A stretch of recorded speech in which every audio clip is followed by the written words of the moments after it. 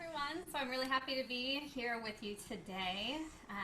Now, Lorien, I think I recently heard you, if I'm remembering correctly, in the flute fire competition. Is that right?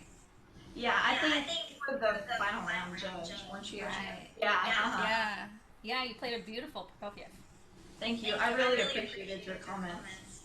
Yeah, I hope they were helpful. That's what this is all about. All right, so go ahead and introduce yourself and tell us a little bit about yourself, and then we can go ahead and start playing. Okay, well, my name is Lorien Britt, and I just graduated from my sophomore year of high school in Texas. Um, when I get to college, my goal is to become a music major. And today I will be performing Poem by Charles Griffes.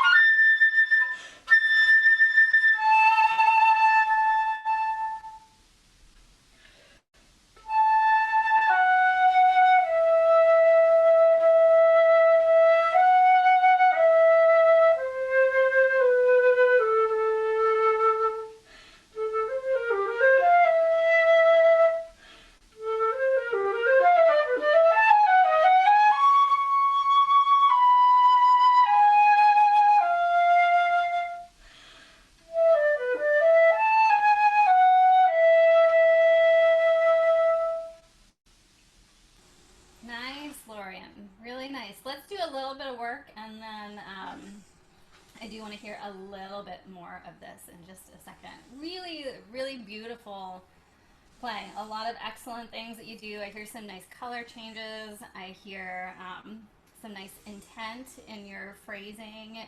And you play very confidently too, which is excellent to see. I love your nice like open stance, like open in the elbows and that kind of crunch down here. I think that's all really excellent. So a lot of very strong qualities in your playing already. I want to work on just a few things in the opening, just to refine some of the great things that you're currently doing. I want to first of all really push some boundaries with your color changes, dynamic changes, and then just control, especially in some of the tapers, to see how far we can get, because you're doing some excellent things, but I think we can still go another few steps to make it that much better. Can you, we're going to start at the beginning here. And I know we have a piano dynamic. What I'm hearing a little more sound and color on your longer notes than your shorter notes. Okay, and same thing with vibrato. And I just want to see if we can get everything to match so that there's just total smoothness in the line, and the longer notes aren't sticking out more than the shorter notes. So I want to have you, let's see, we're going to start at the beginning. And I want you to just pick, it's going to be up to you, some random eighth notes along the way where you just stop and fermata. Okay? It doesn't matter what pitch it is, it doesn't matter where it comes in the beat, if it's next to a long note or not, just any eighth note. You're going to pick like 4 or 5 in this opening to fermata. And when you get there, I want you to make sure that the sound that you're playing with on that eighth note matches the sound that you would be using on the quarter notes or any of the longer notes. Okay? Okay.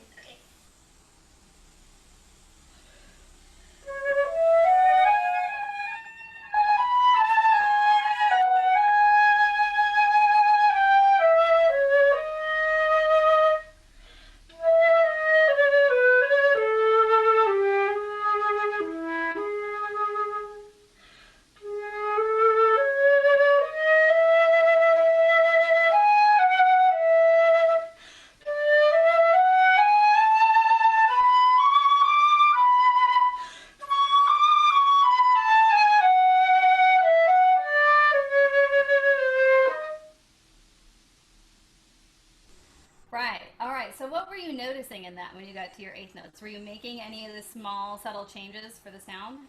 Yeah, I would get to the eighth notes and be like, oh, where's my vibrato? Where's yeah.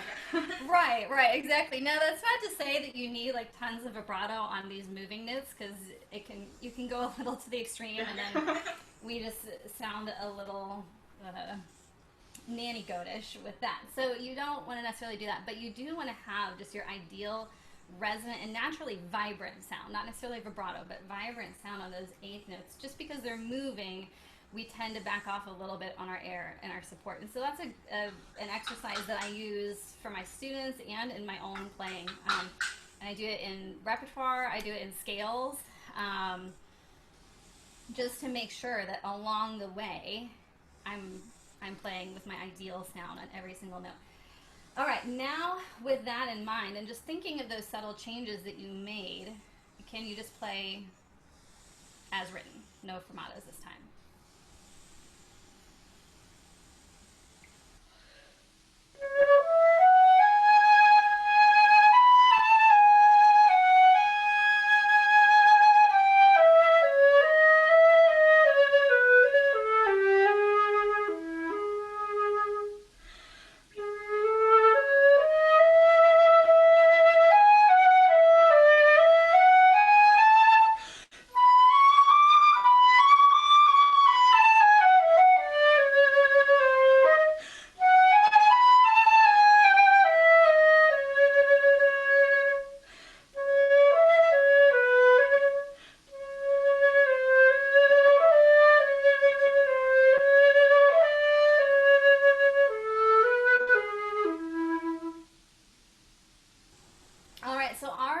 I'm hearing even a little more intent just in some of your moving notes and a little more smoothness to the line. Did that feel any different to you?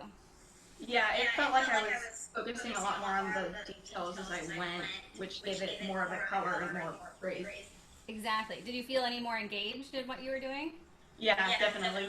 Good. And that's always an excellent thing, because kind of the harsh truth of it is, if we are not as engaged as performers, what are the odds that our audience is going to be engaged listening to us, right? Yeah. We can't just assume that our audience is going to be paying attention to us because we're on stage. We really have to work to grab their attention sometimes. And so being fully engaged as a performer is very important. I've also found, just in my experience, that that can help quite a bit with performance anxiety and stage fright, if that's something that you have to work with. Just being more focused in the moment and what you're doing, you'll be less distracted by some of those external things that we go through. Good. One more thing in this opening line. I want to focus a little bit on the pickup notes in here. Okay?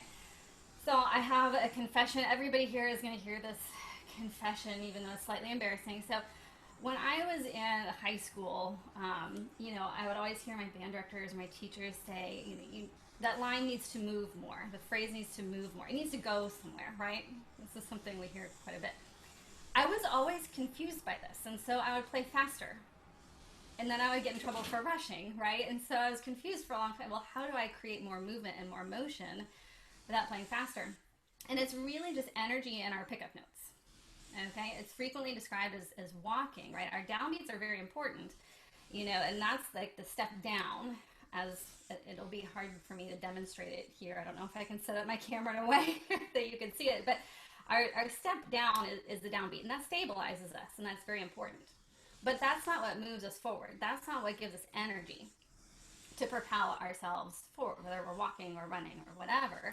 It's what happens after that step down, and it's the back foot that leads us forward. Okay, so I want to see if we can put just a little more energy in the pickup notes and a little less emphasis on the downbeats. Okay, and see if you can get the pickup notes to really create some energy moving forward. So I'm thinking, especially if you, let's see, I have measure numbers. Do you have measure numbers? Yes. Or do you have, okay. So I'm thinking like the F sharp in measure 10, and at the end of measure 10, the F double sharp, and then that piano pickup, G sharp, to measure, the pickup to measure 13, I believe. Those types of pickup notes. If we can have a little more energy, and then especially with that crescendo leading into measure 15, those two eighth notes at the top. Can you really create some energy, a little more energy in those notes to propel you into that downbeat of 15 instead of just putting energy on the downbeat of 15? Okay. Do you want me to try that from the beginning? Yes, please. Okay.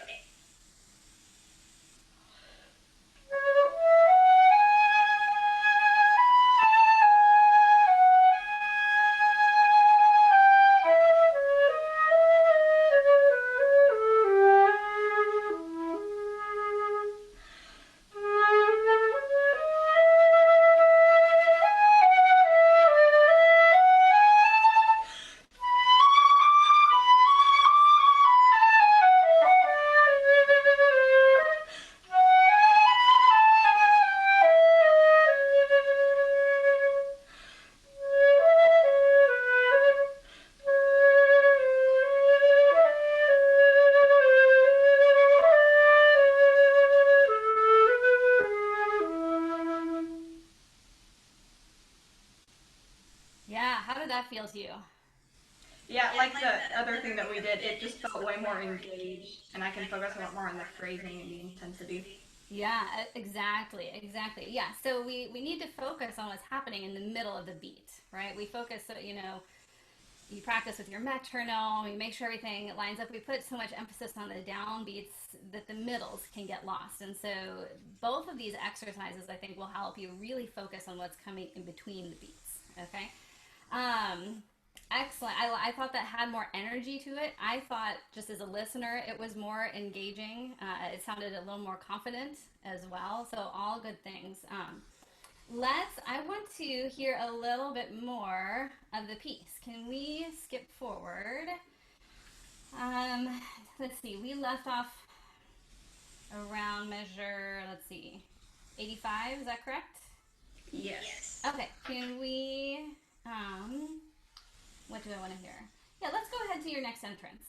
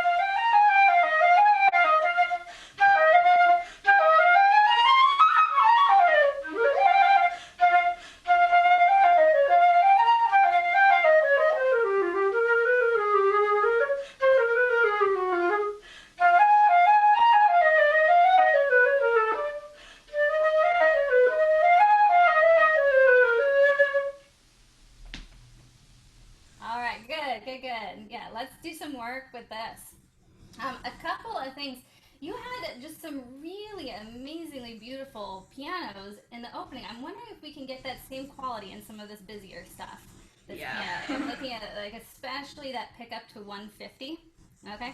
And this whole section, see if we can just get the sound to be a little more placid here. Okay, we need to keep some energy in this line, but making it a strong contrast.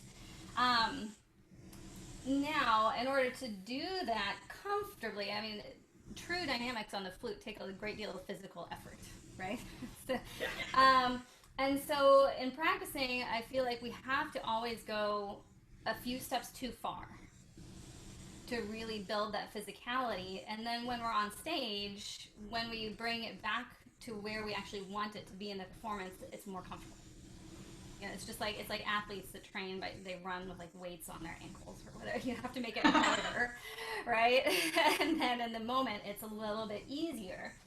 So we're coming out of this really busy section here at 145, correct? All these crazy 16th notes, right? But then we've really got to bring it down, okay? So I want to see, can you do for me, we're going to start downbeat of 145. You're going to give me that nice big crescendo going up to the top, okay? And some really nice sound. And then when you get to that pickup to 150, I want you to play that E as soft as you possibly can, even if it doesn't speak. Okay?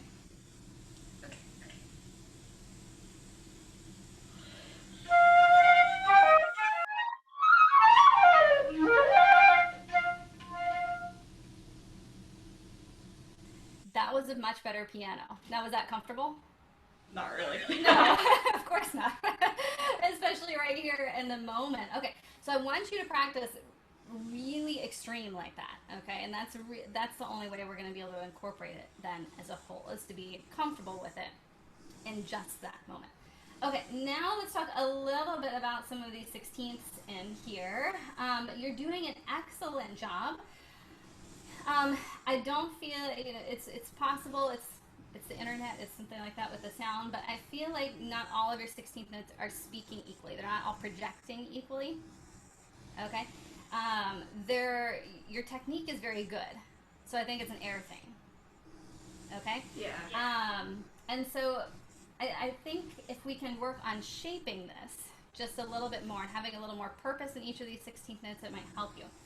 So what I want to do, let's see, my score, I wasn't able to get to my office the other day to grab my score, so I'm playing from this really terrible downloaded copy. But that first group of 16th notes, I'm wondering if we can shape it.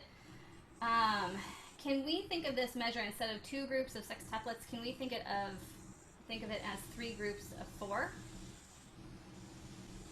Yeah. Okay, 1, 2, 3, 4, 1, 2, 3, 4, 1, 2, 3, 4. Can you just play that? And what I want you to do is give a slight hesitation on the first note of every group. So it's going to be 1, 2, 3, 4, 1, 2, 3, 4, 1.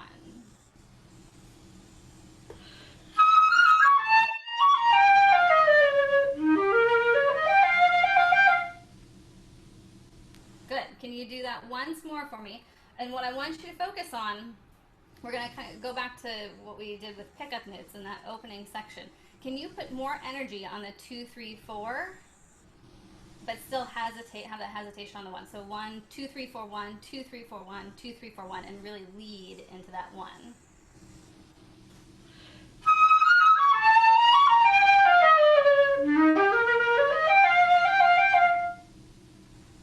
Good. I really like that. Now, can you still think that way? So in your head, you're still saying 1, 2, 3, 4, 1, 2, 3, 4, 1, 2, 3, 4, 1, emphasizing that 2, 3, 4, but take out the hesitation.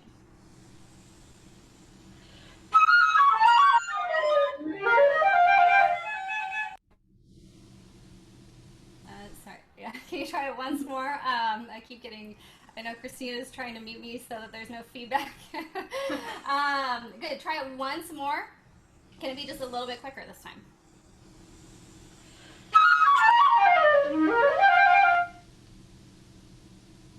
All right. How did that feel? That felt a lot clearer. I could hear like all the different 16th notes, and they had direction, so it wasn't just fingers flying all over the place. Exactly, exactly. It seems like you've done a lot of work to get your fingers going in the right place. Like we didn't have to work on your fingers at all. It was the air supporting the fingers and supporting what the fingers are doing. And it's just one of these unfortunate things that we allow it to happen. We spent so much time working on our fingers, and then our air is what makes it sound a little muddy or a little unclear. So I find that just shifting where the beat is, doing these types of groupings, again, where you're really thinking of pickup notes, and I would do the same exact exercise in sextuplets as well. I would do it in threes, I would do it in sixes. You be creative and however many different combinations you can think of. And then it's going to really clean that up for you, I think, and really get the air working in your favor. Good. So now can we go again from 145? Okay, and we're going to push through all those 16th notes that way so that everything's super clear. And then again, when we get to that next measure, that piano, you're going to come back again, even if the sound doesn't speak, or if it cracks, or if it goes super flat. I just want you going extreme in that piano.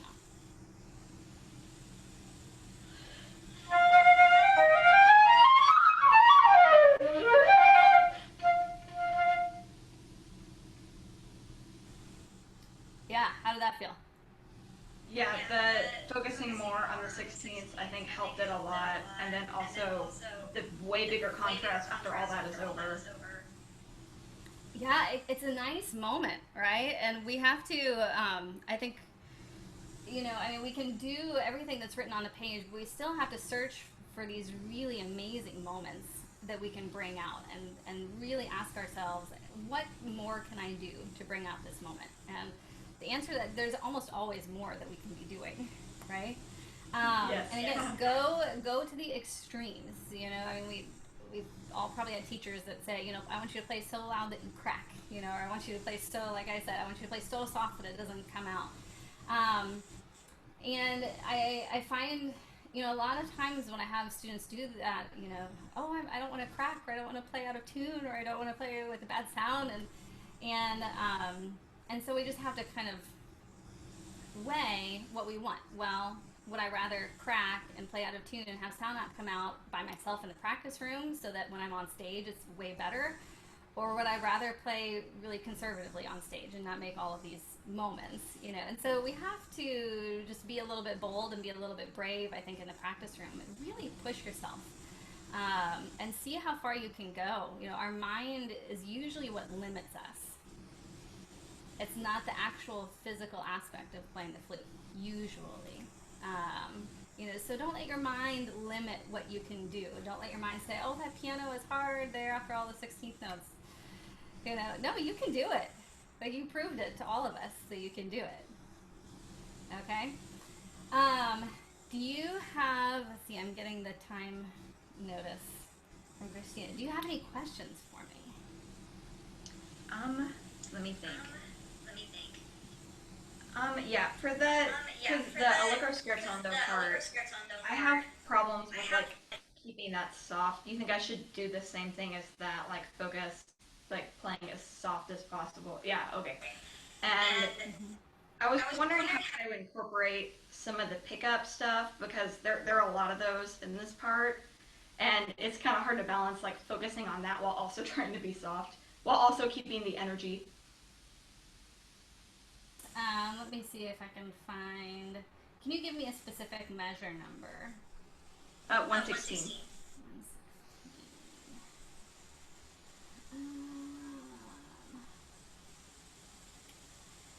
Yes.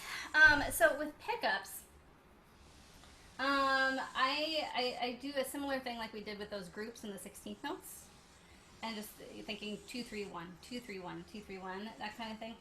So you're gonna find your softest possible sound, you know.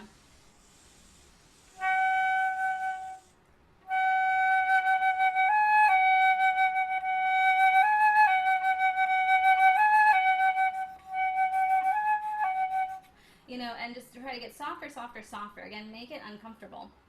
But then with the pickups,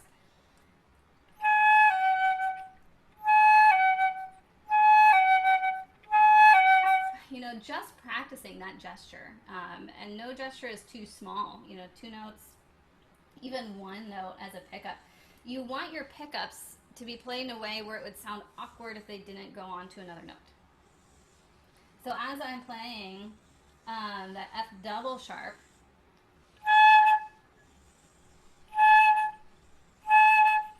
I really want it to sound like it needs to go back to your E sharp. Okay?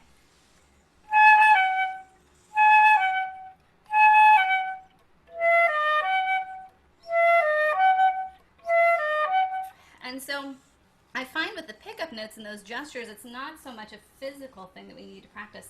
It's more solidifying it in here and solidifying that in your ear and how you want it to sound. So if you can just identify all of those little spots, and again, they can be larger. You can't have 4 or 5 notes picking up into something. They can be very, very small. But if you can identify those, my dogs want to join in now. I can relate. If it's not my little boys, it's my dogs. Anyway, so just really identifying all those small gestures and how you want those to sound, I think is going to be just as helpful as doing the physical practice. Okay, well, thank you so much for working. Yeah, Thank you I for really playing. appreciate it. I'm going to focus on all this stuff. Excellent. No, you sound great. Thank you. A lot of really excellent things in your playing, so keep working. Great. Well, thank you so much, Lorien, for opening. We are going to switch over to Emma, who is going to play the first movement of the Poulenc Sonata. Emma, if you'd also like to just briefly introduce yourself, that would be great. Cool. Well, hi, Dr. Kunzer. Hi, everyone. Thank you so much for being here to teach this masterclass. I'm Emma. I go to the Boston Conservatory. It's my last year, going into my last year there.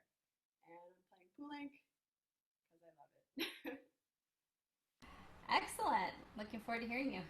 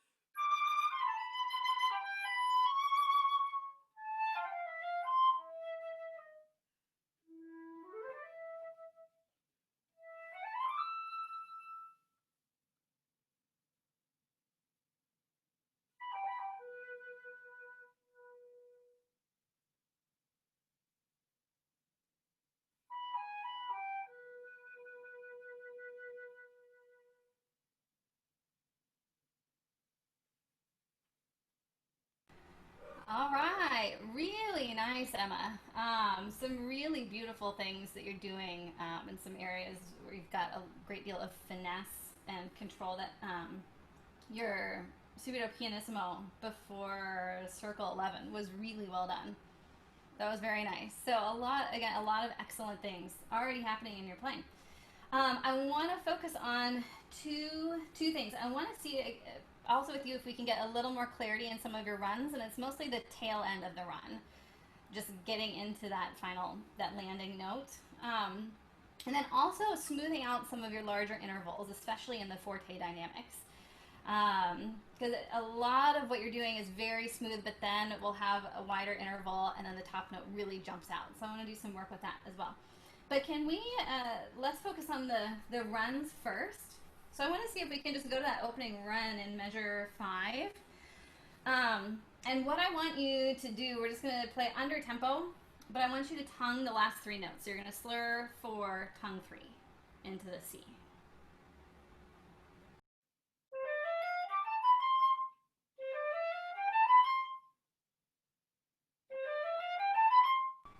Good. Now can you do it and really accent the tongued 3 notes?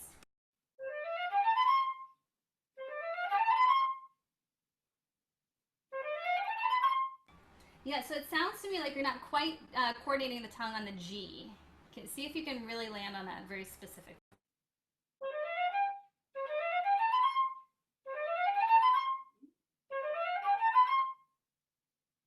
Good. Now can you do slur 4, slur 3? And again, really focus on hitting that G, really accent it.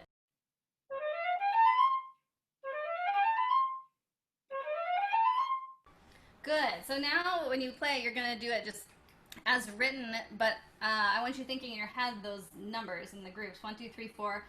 But when you get to the 1, 2, 3 at the top, you're going to like shout them to yourself in your head. So it's going to be like 1, 2, 3, 4, 1, 2, 3, 1. Okay?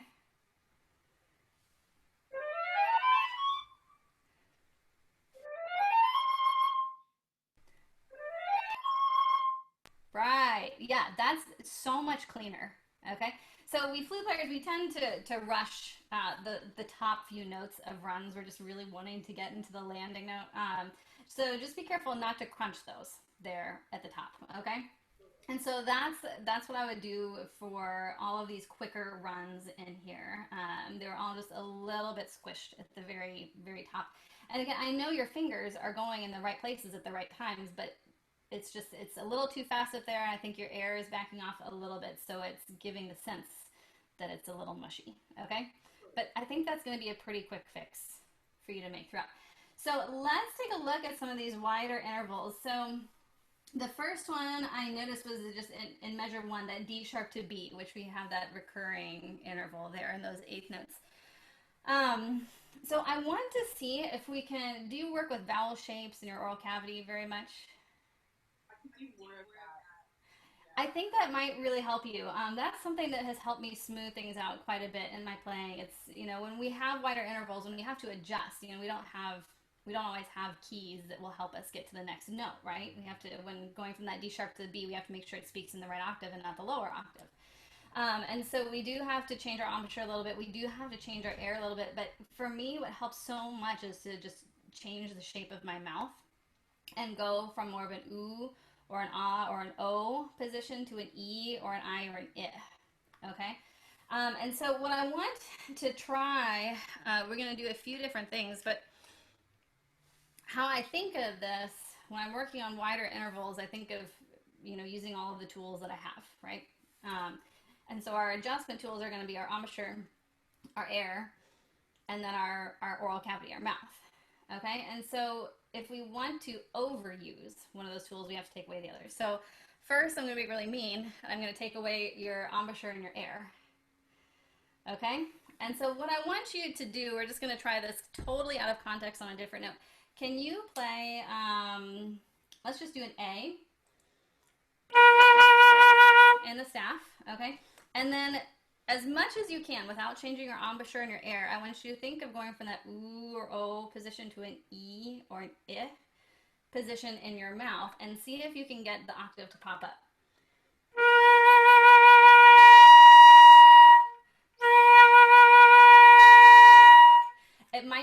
super clean interval. It might not be totally in tune, but again, you're just wanting to really engage that tool. Okay, can you try that for me?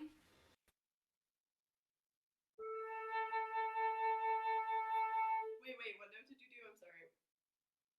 Yeah, that's fine. That's fine. Yeah.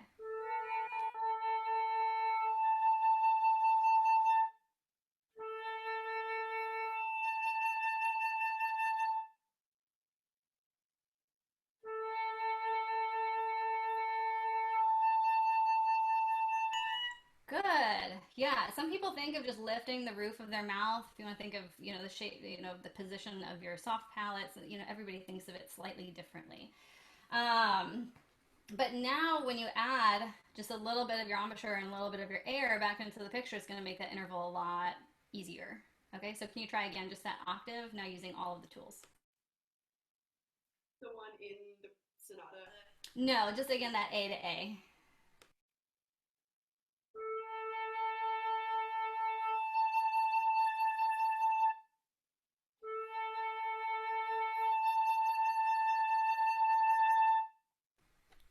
How did that feel? Yeah, I think I understood it. Mm-hmm. It's kind of an odd sensation if it's not something you've worked with before. It's all coming like in the back here. We focus so much on what's happening right here. We have to engage, back here. Some people just the gesture of thinking of shooting the air up this way, kind of from the back, on the back side of the throat can help.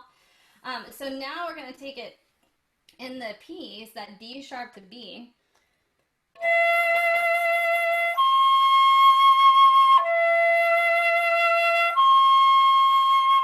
And see if you can lead with the position of your mouth instead of leading with your lips.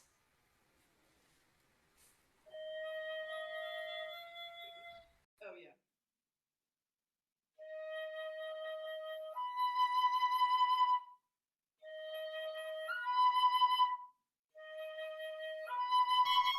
Good. Do you do singing and playing at all? Yeah. Can you sing and play? Okay, could you sing and play those notes and try to not change your air at all? So don't blow any more air on the top note.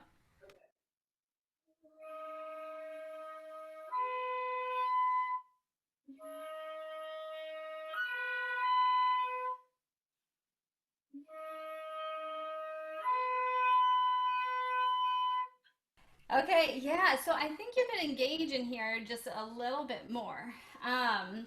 Because if you take your air away and that note's not speaking, it means we need to use the other tools, I think, just a little bit more. Otherwise, that's why you get that accent on the upper note.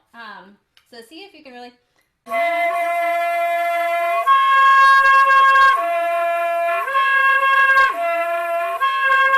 See if you can really get up to that B.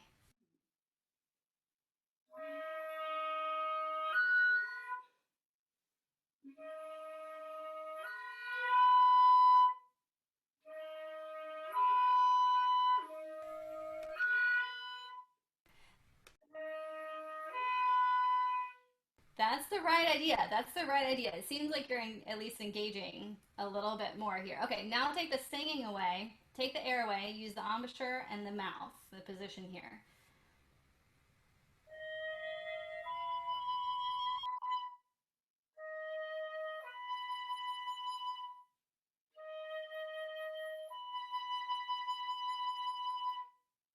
All right, how's that feeling? That feels a lot easier. It feels like, I don't know, I guess I can tell those intervals like I've been just like layered and not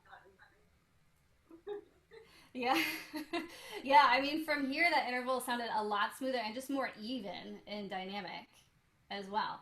Okay, so now can we do those pickups from right before circle I guess, we can do either one or beginning of the piece. So beginning of the piece, and then when you get to that D sharp, again, really think of leading with this and not doing too much with your air to get up to that B.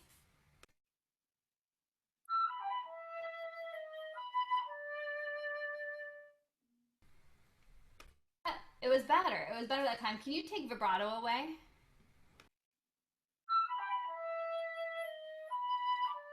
Oh, I didn't. Wait.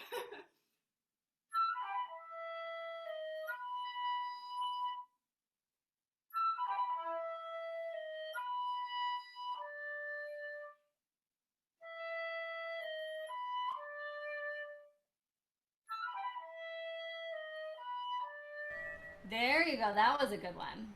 Cool. That was it. So memorize that sensation. Yeah, that was so different. Did it feel easier? Yeah, it did. It helped me. So it sounds better. It's easier to do. It's win-win, right? Okay, and so I would just put that, I would do that throughout for all of these wider intervals. I mean, that interval occurs several times um, throughout the piece, but of course there's some others sprinkled in here as well. Very good. I want to see, can we go, where was it here?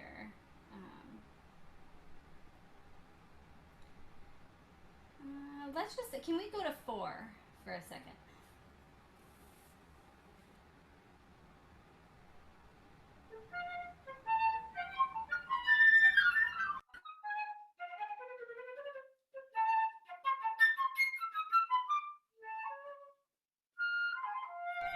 Okay, good, good. Okay, so it's a lot of nice things in here. I want to see if we can put a little more intent in some of the smaller gestures here. Okay, so you're doing a great job on those first two. Okay, and then here I feel like it's a little too linear. Okay, so can we still keep that pickup energy? Two note, groups of two notes, bumpy, bumpy, bumpa. And then when you get to that A, really thinking of that gesture. Can we try it just slowly out of context? So,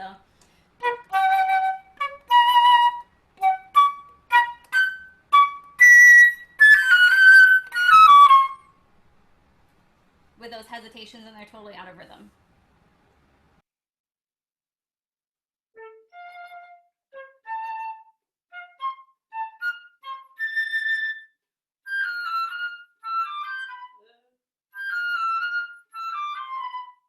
Good, good. Okay, so what I heard in that second measure is there's more volume and more emphasis and accent on the upper notes.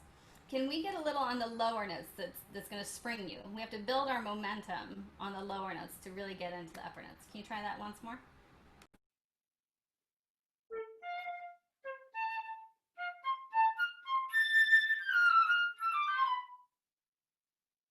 That, yes, I liked those two note gestures a lot more. Can we do it once more and just get a little more comfortable?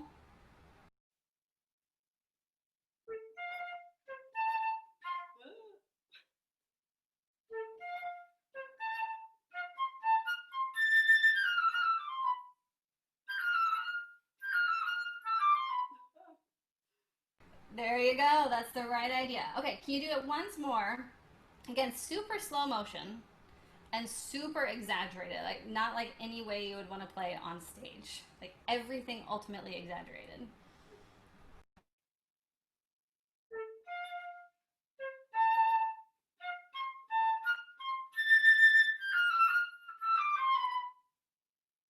Good, good. And then as we finish that out, it's going to be a little taper, right? To finish it out. Okay, so can you do those, just those three notes, the C flat, E flat, A flat?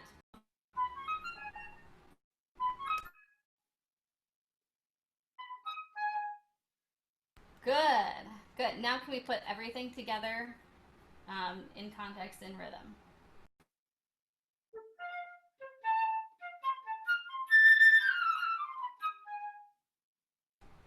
Okay, that was yeah. What did you think? Yeah, it felt better. I need to work on that. I felt a lot great about the second measure of the bridge. Yeah, it had more purpose leading up to those 30-second notes instead of being kind of the secondary thing. Great. Like I forget, the first bar of it is so easy to know what's there for you, but that second bar, just playing it. I feel good. Right, we're frequently distracted by the upcoming 30-second notes, right? And the upcoming articulated 30-second notes, right? So, yeah, it gave it a little bit more purpose. And I think if you can just build the momentum in that measure in your and your sound and in your gesture, you're not going to feel the need to go too fast in the 30 seconds. Okay, and it's going to be a little easier for you to really control those when you get there. You know, so think of the energy coming from the second measure instead of the third measure. I like that. If that makes sense, of that group. Yeah. Yeah, and then I think it's just going to take a little bit of finger work to make sure you're just not rushing those 30-second notes there. Okay, excellent. I want to move on. Can we go to 8?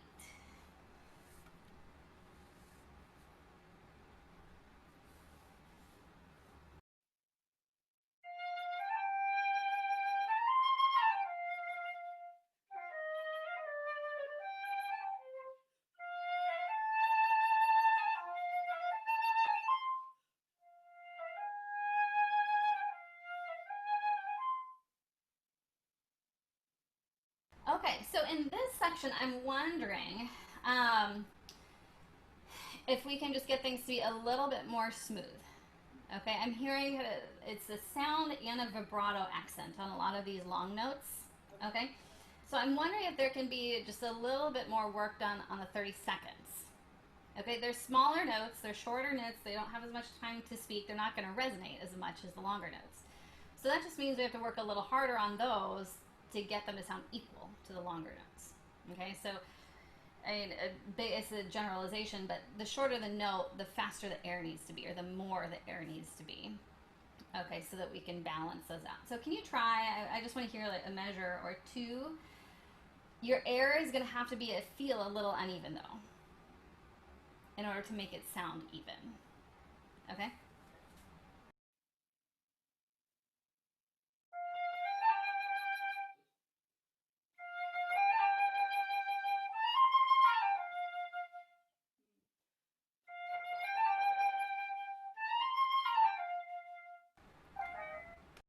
That's the right idea there. That's the right idea. Yeah, it's just one of those uncomfortable things, and especially when we're in a larger hall with those getting really crunched, we just have to work a little bit more. We don't want the long notes to stick out and the short notes to get lost. Okay?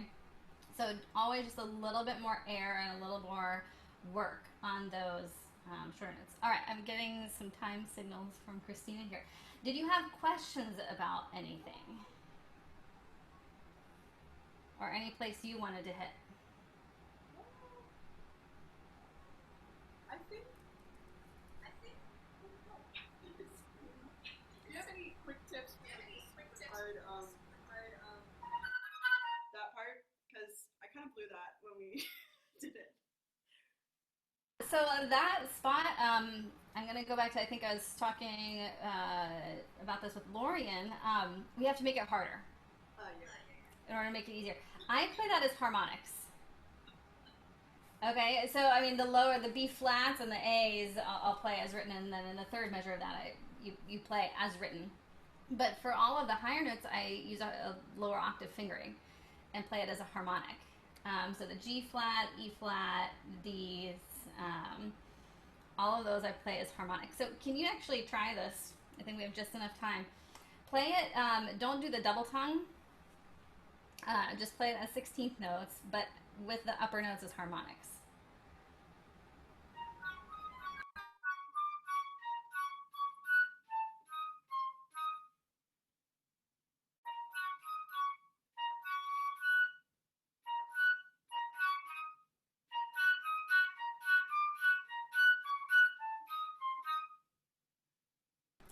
Bingo, bingo. Yeah. So and this, I think we get so distracted by what's hard, about some of these sections. In this case, the articulation, that we kind of forget about some of the other things. So, can you actually try that again for me, but slurred this time? We're going to take the tongue completely out of the.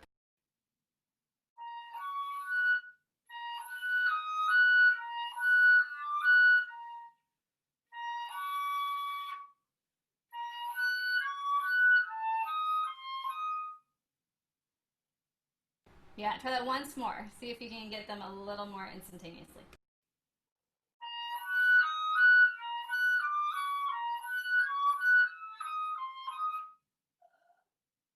Okay, now you ready for the really hard part? Yeah, now you're going to do it double tongued with harmonics.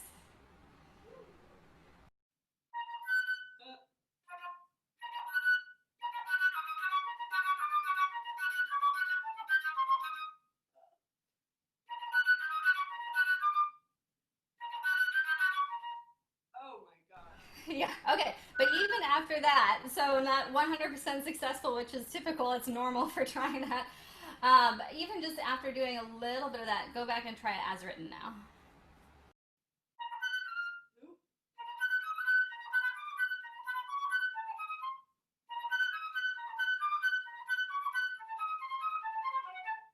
That's way, way better. That's a really good exercise. Yeah, so yeah, that sounded much cleaner and just more effortless, and the sound, the tone was more even. Right. That is so clear from experience. Like, I think if I practice it like that, it's gonna be way more reliable.